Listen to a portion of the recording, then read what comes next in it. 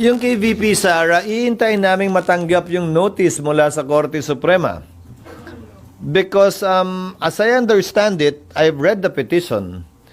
There are no allegations against the Senate in the petition itself. The Senate was merely included as a necessary party dahil sa amin nakafile yung case eh. Pero wala namang allegasyon laban sa amin, wala ring hinihiling laban galing sa amin. In fact, diretso nyo nalang hinihiling sa Korte Suprema na ipadismiss ito. So, i-refer namin malamang ito sa Solicitor General matapos naming matanggap yung notice kung talagang pinapa-comment kami o hindi. Dahil sa pagkakaalam ko, hindi rin kami named party dun sa nabasa kong petisyon. Baka iba kasi naisaad ng spokesperson doon sa actual na notice na matatanggap namin. So we will formally await the notice coming from the Supreme Court. As of today, wala pa kami natatanggap kaugnay sa petisyon ni Vice President Sara. Forthwith, sige na, nandun na tayo. Ang problema mo, wala ng sesyon eh. Hindi po kami pwede mag-convene ng walang sesyon. Normal na recess ito, may eleksyon. At ang sabi sa Constitution, shall forthwith convene, which means right away, kailangang mag-convene, no? Sa aming pananaw, Ma'am Ami, even without the special session, they can convene anytime as an impeachment court, even during recess, because that is the meaning of forthwith in the wording of the Constitution. Nevertheless, Ma'am Ami, uulitin ko ha, we respectfully submit to the wisdom and the discretion and the authority of our impeachment court. And of course, that is the 23 Philippine senators. Gusto nilang mag-forthwith kami, di gagawin namin. Hello po mga ka-viral, welcome back again to this YouTube channel. Latest update na naman tayo ngayon. Supreme Court naglabas na ng desisyon hinggil sa impeachment complaint ng Kamara laban kay VP Sara Duterte.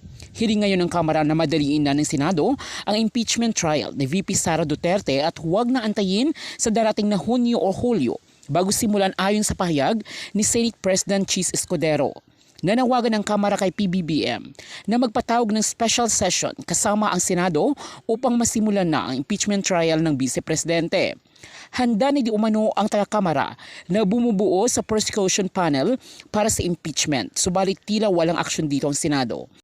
Ayon kay Senate President Chis Escudero ay ang Senado ang may tanging kapangyarihan para magdesisyon kung kailan at kung matutuloy ang impeachment dahil sinusunod lamang nila ang rules ng Senado at ng Constitution na ikinadidismaya ngayon ng taga-Kamara. Ayon kay Senate Minority Leader Coco Pimentel ay walang basihan si Escudero para huwag simulan ang impeachment trial. Kinwestiyon din niya ang desisyon ni Escudero. Subalit, ang kampo naman ng Vice Presidente ay naghain din ng petisyon sa Supreme Court hinggil sa di umano questionable na fourth impeachment complaint laban sa kanya. Kinwestiyon din nila kung bakit hindi kaagad ipinasa ang first to third impeachment complaint sa House Speaker para maipas na rin sa Senado. Ayon sa mga abogado na naghain ng petisyon ay defective di umano ang ipinasa na fourth impeachment complaint. Kaya hiling nila sa Korte Suprema na ibasura ang impeachment para sa Vice Presidente. Bagay na sinagot naman ng taga-Kamara na haka-haka at fake news ang inireklamo nila sa Korte Suprema. Sa ngayon ay nabigay ng 10 days para sa Senado at Kamara ang Korte Suprema upang magkomento at magpaliwanag hinggil sa authenticity ng fourth impeachment complaint na kanilang natanggap. Would have to convene on a date certain. It's not the oath-taking that will determine when the impeachment court will be created. Yung impeachment court, pag nag-convene kami sa impeachment court, doon uupo sa impeachment court yon, regardless of when we took our oaths. In fact, yung labing dalawa na magpapatuloy hanggang 2028, hindi na nga mag-o-oath. So, ibig sabihin ba, walang impeachment court? Hindi naman din. Wala siyang kinalaman doon. It has no relation to that. It depends on when and how the gavel is banged at kung anong sinabi na kino-convene. Impeachment court ba o Senate ba? That's what will determine when the impeachment court will be convened. Yung pagpukpok ng gavel. Yes. Sir, according to the letter that was shared on your Viber GC, ang schedule ng trial by June 30 is from 9 a.m. to 2 p.m. That's what we're proposing, but again, this is a proposal subject to the majority so that our legislative work will not be affected. Sir, I will admit that I was already here during the Corona trial. I remember noon to Sawa. Bakit hindi ganun ang schedule nyo this time? Yung trial, Oo. Kasi nung Corona to Sawa. again, kasi naepektuhan ng labis yung aming legislative function at legislative work. Ngayon, malaking bahagi ng corona impeachment nangyari din nung recess. So wala naman talagang sesyon. Committee hearing lamang ng umaga ang meron. So pwede talaga yon. Pero kung meron kaming sesyon, hindi namin pwedeng isuspended animation ang legislative work ng Senado, lalo na pag-uusapan dyan yung pinaka-importanting piraso ng legislasyon na dapat ipasa ng Kongreso, ang taon ng budget. Sir, pero kung 9 a.m. to 2 p.m. at itong i-adopt by your colleagues, kailan ang schedule nyo for committee hearings? Kasi you will all be... We will allow committee hearings to conduct hearing. We will allow committees to conduct hearings during session unless may kailangan pagbotohan that their physical presence would be needed in plenary. So, it will be like 3 onwards, yung committee hearing? Yes. No, that is the proposal in order to make the most of our time. Kasi kung gagawin namin hapon, edi kailan naman kami magsesesyon? Mas madaling payagan yung mga komiteng mag-hearing habang may sesyon by way of an exemption to our rules. Para sa gayon, magawa namin yung pareho pa rin. Madalas naman, kailangan lamang ang quorum kapag ka nagda-third reading kami sa simula at sa attendance, hindi ba? So pagkatapos nun, pwede na at kaya na. Sir, you mentioned that you also wrote the parties, the prosecution and the defense. Basically, informing them of the letters we sent out and the memo that we sent out to the officials of the Senate. The letter to the parties also has the proposed timetable. Yes. So essentially, As an kung ano- attachment to the letters to the senators. so essentially kung ano yung sinare nyo sa amin, can we get a copy of the letters to the parties? Yes. Ang pinabigay ko na kanina pa eh. Sir, yung pong kukuhain natin na private lawyers. Ibigay nyo na nga. Bigyan nyo kayo. Ilang pa kopya meron kayo? Isa lang o tatlo? Kulang yan. Isang kopya lang yan. Sir, Kasi naman. sir, yung legal Tatanda team. ako sa inyo. Yung legal team, sir, meron na pong kausap talaga na makakapartner yung Senado. Wala pa. Yung unang kinausap namin, tamo kaya ayokong banggitin sa inyo nung una, tumanggi. Dahil yung kanilang mga commitments prevents them from participating in supposedly highly politically charged cases. So we are still searching. But in the meantime, the Solicitor General will stand and represent us in any litigation before any court, most likely before the Supreme Court. Isa pa lang naman yun sa amin, di ba? Yung mandamus kaugnay ng pag-hearing. Isa pa lang, di ba?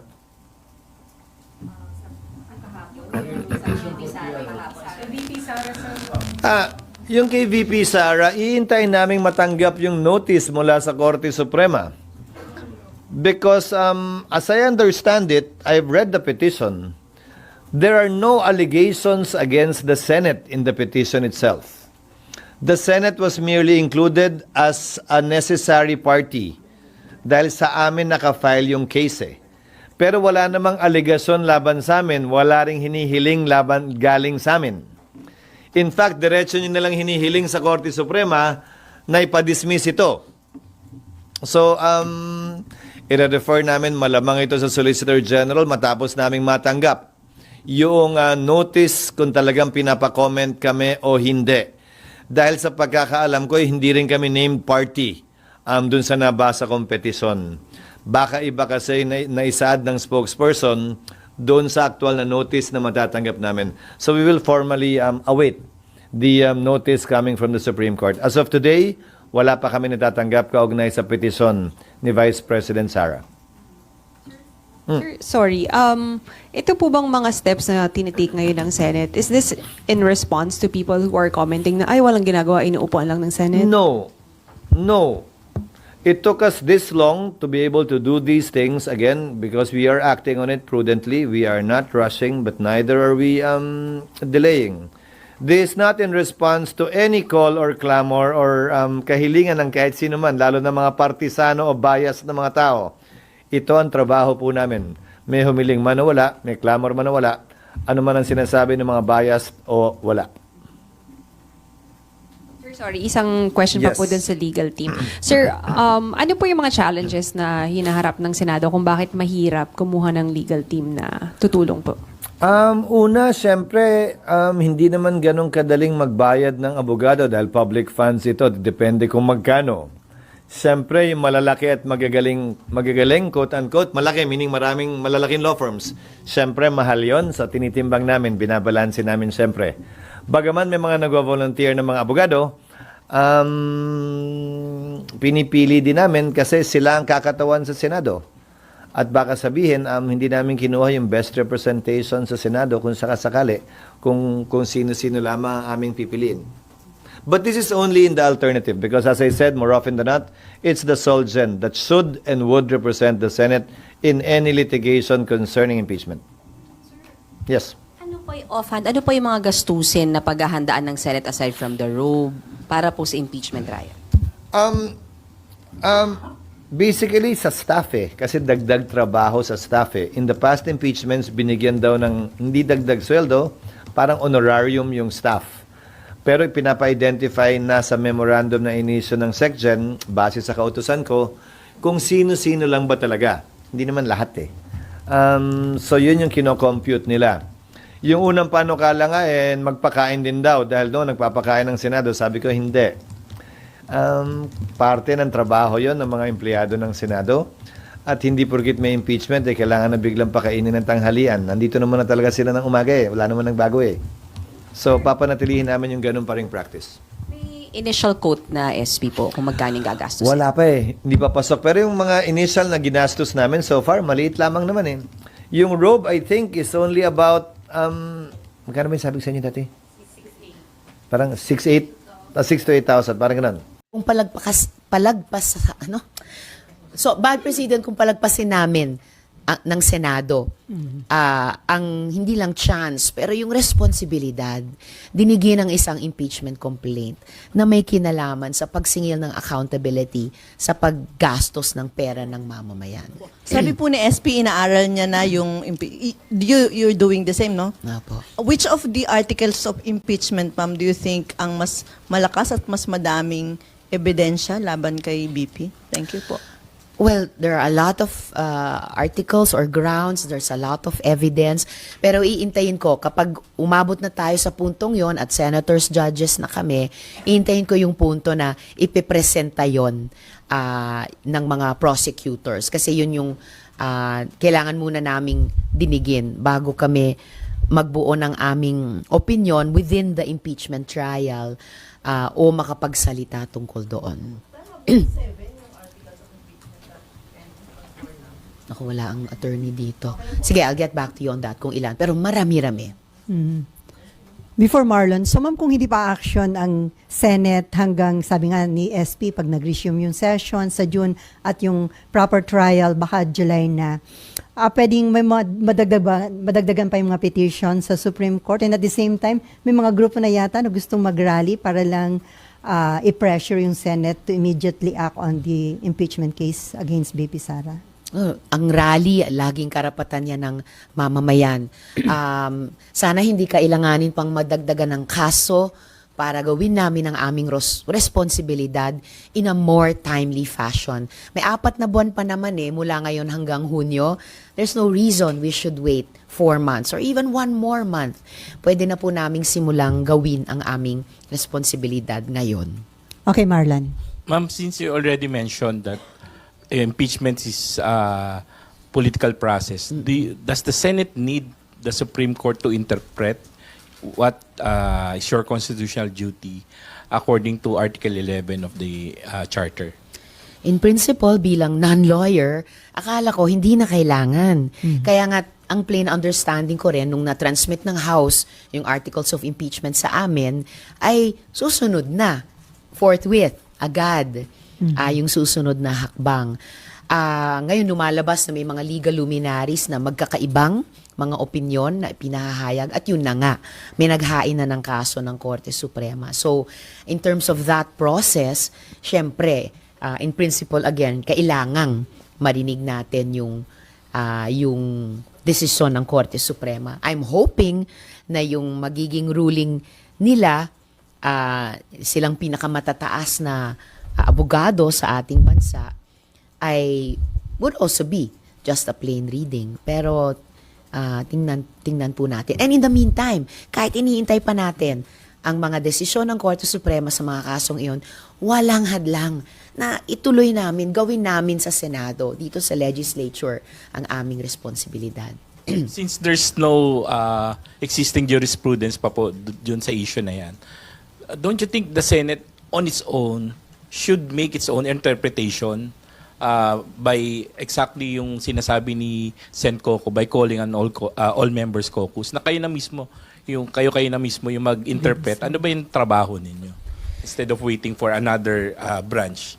Kaya ako nga, sinusuportahan ng buong buo magkaroon yung All Senators Caucus na sinabi ni SP at handang magpresenta ng argumento si Senator Coco para kung kailangan pang buuin ang aming desisyon dyan, gawin po namin. Para hindi na sana kinailangan na i-interpret pa sa ating lahat at sa amin ng Korte Suprema ang konstitusyon. Senator Judge, will you require the Vice President to be present during her trial? Siguro pag-uusapan pa namin iyon at lalabas sa rules dahil apparently ang rules sa bawat impeachment trial ay naiiba sa isa't isa. So probably pag-uusapan po namin yon. Though I don't think I've ever seen a trial. Inaalala ko yung mga napanood ko bilang mamamayan noon na mga impeachment trials. I'm not sure I've seen an impeachment trial or any ordinary trial for that matter na wala doon yung defendant sa ordinary trial or yung subject ng impeachment. Pero malamang pag-uusapan pa po namin yon sa pagbuo ng rules. That's because nakita naman natin in previous events sa House na si BP kahit iniimbitahan siya, hindi siya nagpupunta. And do you think this should be a different kasi these are trial, hindi nakatulad ng proceedings na nangyari sa House? Well, kung magiging sa rules namin na dapat present yung subject ng impeachment, then she should show up. Before RG, ma'am, may mga hinar na kayong legal consultant para sa impeachment?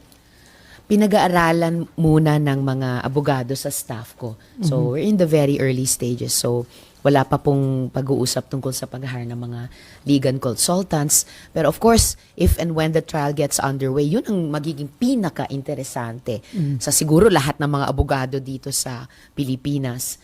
And I'm sure there will be those willing and able to help the Senate na gawin yung aming trabaho. May mga kinoconsider na kayo, ma'am, na i-hire na legal consultant? Wala pa kasi kailangan pa naming magkumbinsihan sa hanay naming mga senador na tara, gawin na natin yung ating trabaho.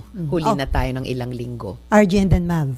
I have two more questions, ma'am. Kasi sabi po ninyo, impeachment is political. Also, There is, in the past, there was a past survey saying that almost half of the respondents are in favor of the impeachment. But there's a new survey coming from WR Numero, who is a partner of EBS-CBN, saying almost half, 47%, disagree with the impeachment of the Vice President. So how do you think, question number one, how do you think are these surveys going to weigh in sa desisyon ng mga senador? Considering it's a political process, it has become an election issue, rightly or wrongly, and hindi lang for this election, but also for 2028.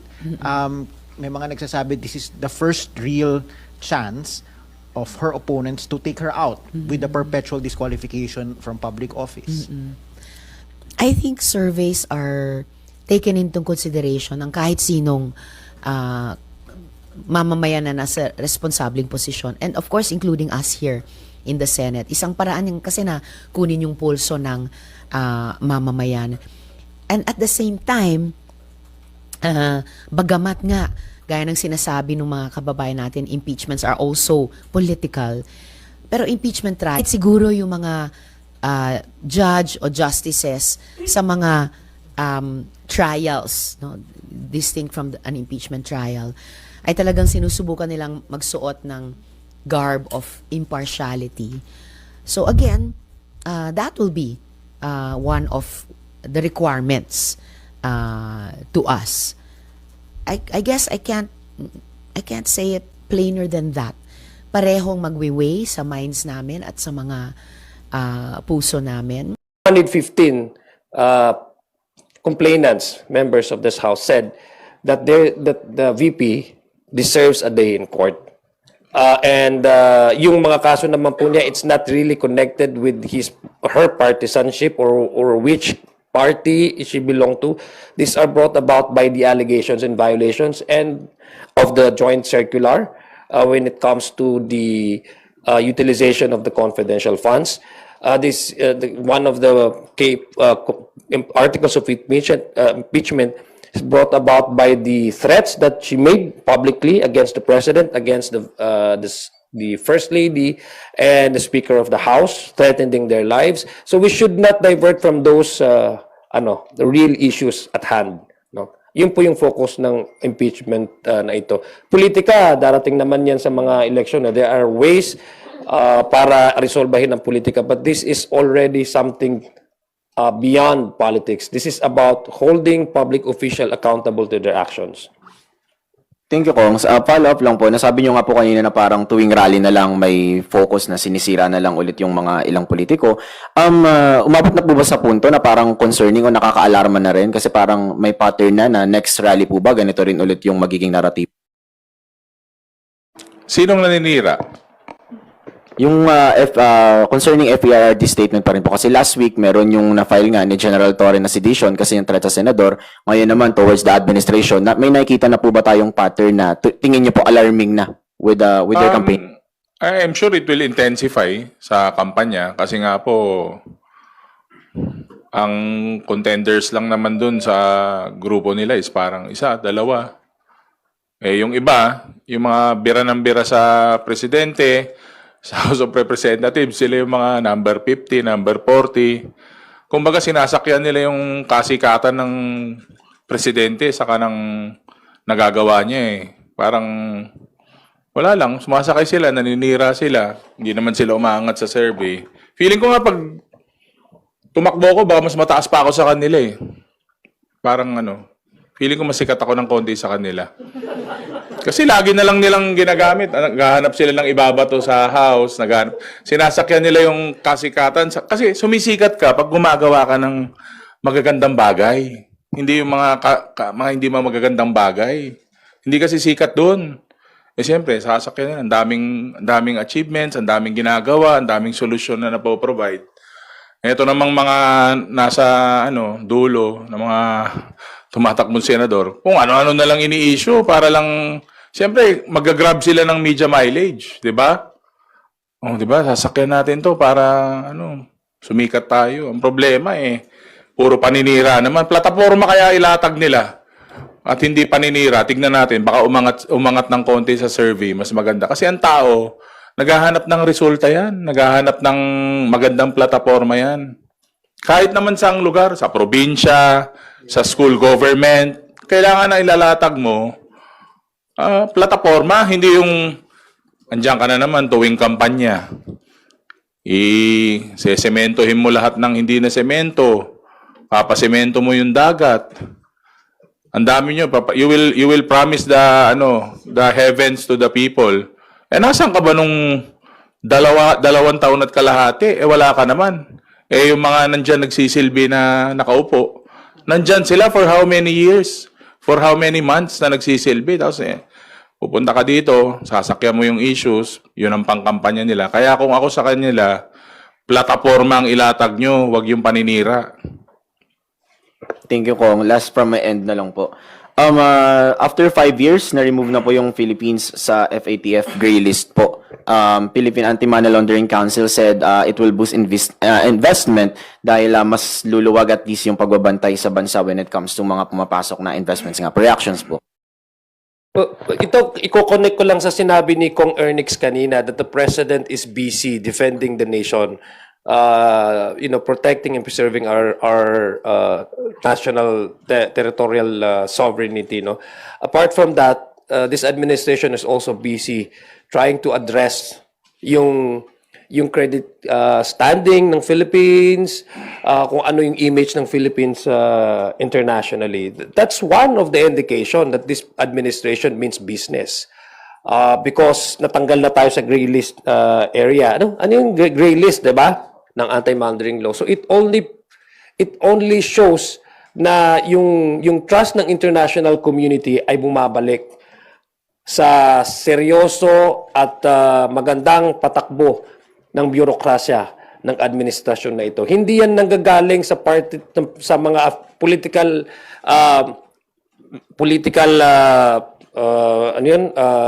allies ng administrasyon na to. This news comes from a legitimate international organization saying that the Philippines is does not belong in the gray list of the countries na massive yung money laundering, no? So it's a positive development, and we commend this administration for really addressing that issue and removing us from that list. Ako just to add lang, tingin ko isang reason doon yung total ban ni President sa Pogo.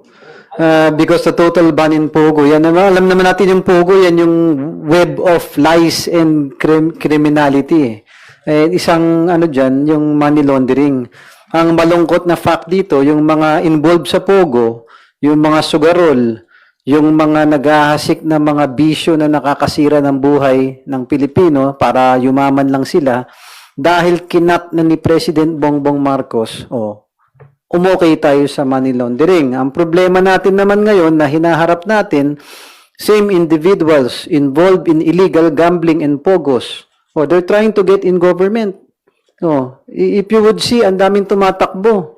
Gusto makapasok sa pamahalaan para proteksyonan na naman yung mga illegal na gawain nila. That's why I really salute and commend President Bongbong Marcos na binan niya yung pogo, binawal niya yung mga gambling na yan, pero we should really help the President na, tayo mga botante maging matalino, wag nating hayain mapasok yung pamahalaan ng mga illegalista ng mga taong to. Thank you.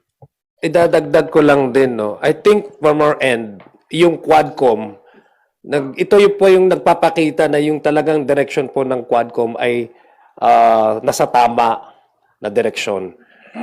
Dahil we were able to unearth yung mga cobwebs nung lahat ng mga sophisticated na mga networkings ng mga illegal operators ng Pogo dito. At least nakadagdag yung tama po yung sinabi ni hindi lang dun sa immediate nagpagban dahil ang presidente alam talaga niya na